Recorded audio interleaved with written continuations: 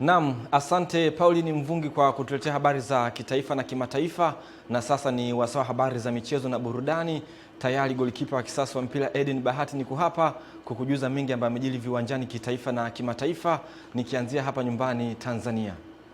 Naibu Waziri wa Habari, Utamaduni, Sanaa na Michezo Hamisi Mwinjuma amesema Rais wa Jamhuri ya Muungano wa Tanzania Mheshimiwa Daktari Samia Suluhu Hassan amewekeza kwa kiasi kikubwa katika kuunga mkono sekta ya michezo kwa ajili ya kukuza vipaji vya vijana wa Kitanzania.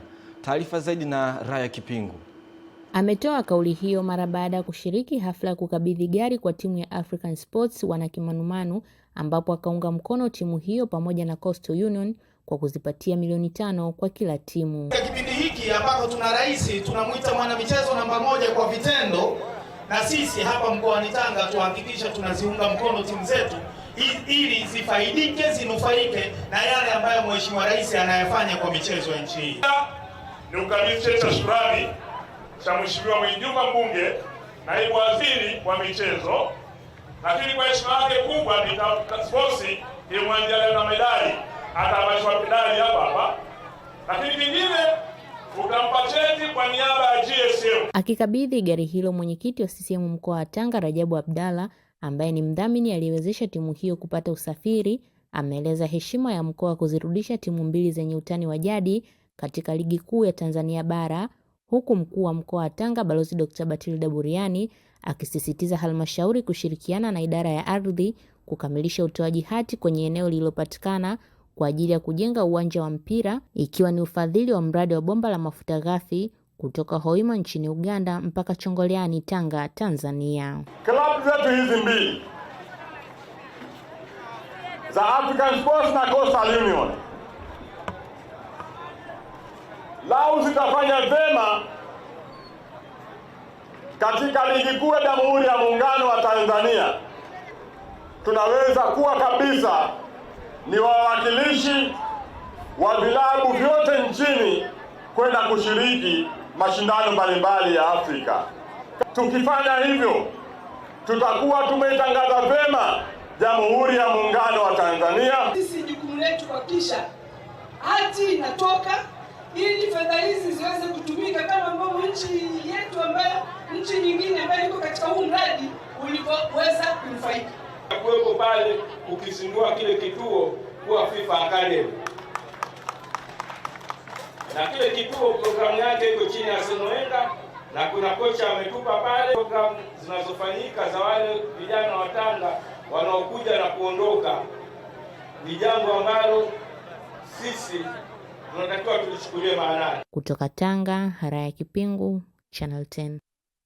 Asante Raya Kipingu kwa taarifa hiyo kutoka Tanga. Kwingineko ni kwamba timu ya JKU imeibuka mabingwa wa ligi ya muungano ya mpira wa pete yaliokuwa yakiendelea katika kiwanja cha mchezo huo uliopo kwenye viunga vya dimba la New Amani Complex mjini Unguja. Tupate taarifa zaidi kutoka huko Unguja. Masauni amesema mashindano hayo yatasaidia kuimarisha muungano. Muungano miaka 62 leo tumeshuhudia mafanikio mengi. Tumeshuhudia kama nilivyoeleza kuongezeka kwa mshikamano na upendo, lakini kubwa zaidi kuimarika kwa amani ya nchi yetu. Hivyo niendelee kutoa wito kwa vyama vyetu vya michezo, Chaneza na Chaneta, lakini hususan vyama vya michezo vingine kuiga nyayo za Chaneta na Chaneza, ambapo wameonyesha kudumisha mashindano haya ya muungano kwa mafanikio makubwa. Aidha, Waziri Masauni amepongeza serikali zote mbili kwa kuweka mazingira bora ya miundombinu ya michezo na kuongeza bajeti katika sekta hiyo. Wachezaji na wadau wa pande zote mbili za muungano, nataka nichukue fursa hii tena kutoa pongezi zangu za dhati kwa viongozi wetu wakuu, Mheshimiwa Dr. Samia Suluhu Hassan, Rais wa Jamhuri ya Muungano wa Tanzania, na Dr. Hussein Ali Mwinyi, Rais wa Zanzibar na mwenyekiti wa Baraza la Mapinduzi,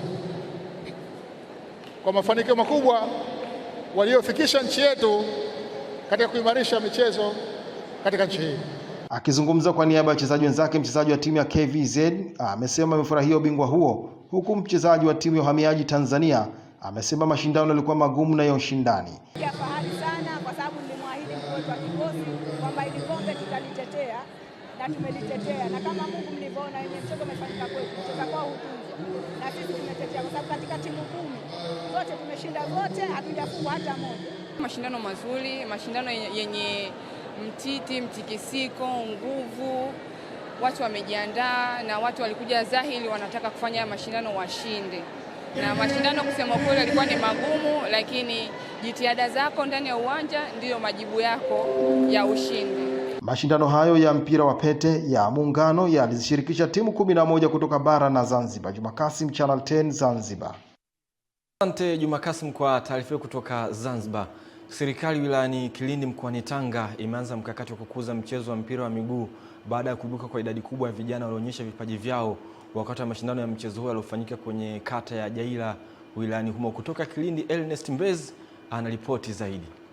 Ni ligi ya Mkulima Cup iliyokutanisha timu 16 zilizopo kwenye maeneo mbalimbali ya kata ya Jaila, na hapa afisa mtendaji wa kata hiyo anatoa tathmini ya ligi hiyo tangu ilipoanza hadi leo inapotamatika na kueleza mpango wa serikali wa kuendeleza swala la michezo kwa vijana wilayani humo. Fainali hii imeisha salama salimini, haina vurugu yoyote, utulivu wa hali ya juu upo, wachezaji wamecheza kwa nidhamu kama walivyofundishwa na walimu wao. Mipango iliyopo ndani ya kata na wilaya kwa ujumla ni kukuza hivi vipaji ili viweze kuendelea kwa kuwawezesha vijana waweze kushiriki katika mazoezi ili kusudi waweze kujimarisha vizuri katika michezo. Baadhi ya wananchi walijitokeza kushuhudia mechi ya finali kati ya timu ya Kilimina Ng'ombe pamoja na 45 Pasopa FC iliyomalizika kwa mikwaju ya penalti na hatimaye timu ya 45 kuibuka mshindi wa mashindano hayo. Wamesema kwa kweli hamasa ni kubwa sana katika kata ya Jaila, hasa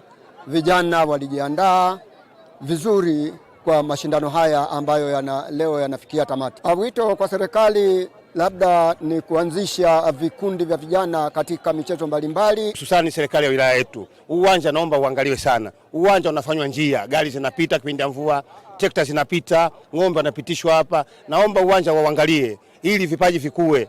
Bila kuwa na uwanja mzuri kwenye pichi nzuri hatutakuwa na niu, hatutatoboa yani. Nikiripoti michezo kutoka wilayani Kilindi mkoani Tanga, mimi ni Ernest Mbezi, Channel 10. Asante Ernest Mbezi kwa taarifa hiyo. Mashindano ya mchezo wa mpira wa miguu kwa wanawake mkoani Singida yanatarajiwa kuanza kutimua vumbi katika uwanja wa mchezo wa kumbukumbu ya Riti Januari 31 mwaka huu, na jumla timu 10 zimethibitisha kushiriki ligi hiyo. Tupate undani wa taarifa hiyo kutoka Singida. Katibu wa chama cha mpira wa miguu wa wanawake mkoa wa Singida Nyakalanga Saziri amesema hayo alipokuwa akiongea na makocha wa timu zitakazoshiriki ligi ya mpira wa miguu wa wanawake mkoa wa Singida na kuyataja mambo. Katibu wa chama cha mpira wa miguu wa wanawake mkoa wa Singida Nyakalanga Saziri amesema hayo alipokuwa akiongea na makocha wa timu zitakazoshiriki ligi ya mpira wa miguu wa wanawake mkoa wa Singida na kuyataja mambo makuu yaliyojadiliwa. Kwanza tulikuwa na mambo makubwa mawili. Cha kwanza ilikuwa ni kuwapa taratibu za ligi kwa wale wageni, maana tuna maingizo mapya. Kwa hiyo tulikuwa tunawapa taratibu za ligi yetu. Lakini cha pili ilikuwa ni kwa ajili ya draw ili tuweze kupanga makundi. Hii tunategemea iwe uwanja wa Liti kama hakutakuwa na mabadiliko yoyote. Mpaka sasa tunaamini michezo yote itachezwa Liti. Lakini pia tunategemea ligi yetu iweze kuanza tarehe 31 mwezi huu. Lakini tunategemea iwe ni mchezo wa ligi, maana kila mmoja kwenye kundi lake atakutana na mwenzake. Nyakalanga hata hivyo akazitaja timu zilizothibitisha kushiriki ligi hiyo. Ziko 10. Tuna Kipembe, tuna Moganga, tuna Kendai, tuna Mtamaa, lakini pia tuna Iramba Queens ambao ni ingizo jipya, tuna Manyoni Sports Center, Roba Juo, na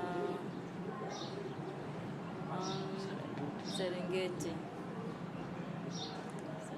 Queens, Serengeti Ladies.